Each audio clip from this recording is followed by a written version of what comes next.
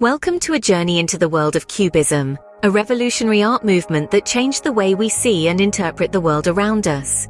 Born from the genius minds of Picasso and Braque in the early 20th century, Cubism dared to abandon traditional perspectives. Instead, it presented subjects from multiple viewpoints simultaneously, providing a more comprehensive representation. Today, we're going to explore a specific Cubism technique in an easy-to-follow format.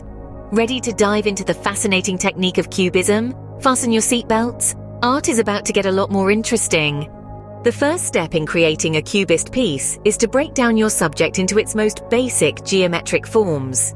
You see, the beauty of Cubism lies in its ability to transcend the traditional rules of perspective and representation. It's about dissecting reality and putting it back together in a way that's unique, abstract, and multidimensional. So, let's dive into it. First, you'll need to choose a subject. It could be anything, really. A person, an object, a landscape, or even an abstract concept. Once you've chosen your subject, start to observe it from every angle. Look at it from the front, the back, the sides. Get up close, then step back. Notice the details, the textures, the shadows and highlights. Next, it's time to simplify.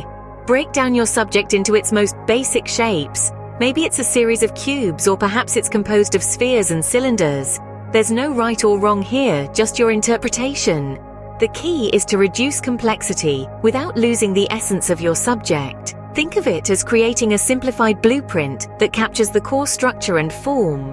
Now here's the fun part. Once you've broken down your subject, start to play around with the shapes. Don't be afraid to exaggerate or distort them. Remember, Cubism isn't about creating a literal representation. It's about capturing the essence of your subject from multiple perspectives. So twist those cubes, stretch those spheres, bend those cylinders. Let your imagination run wild. But remember, while you're having fun, keep the integrity of your subject in mind. Yes, it's abstract, but it should still be recognizable. The goal is to create a balance between abstraction and representation. Finally, don't forget to incorporate different viewpoints into your artwork. In Cubism, a subject is not confined to a single perspective. It's seen from multiple angles all at once. This is what gives Cubist art its distinctive, fragmented look. Remember, in Cubism, there's no such thing as one correct view. It's all about seeing and presenting different perspectives at once. So go ahead, break down your subject and let's see the world through a Cubist lens. Now that you've broken down your subject, it's time to put it back together in a new and exciting way. When it comes to reassembly in Cubism, the process is far from your conventional puzzle solving. Instead, we are creating a new composition, a fresh perspective that doesn't necessarily adhere to the laws of reality or logic.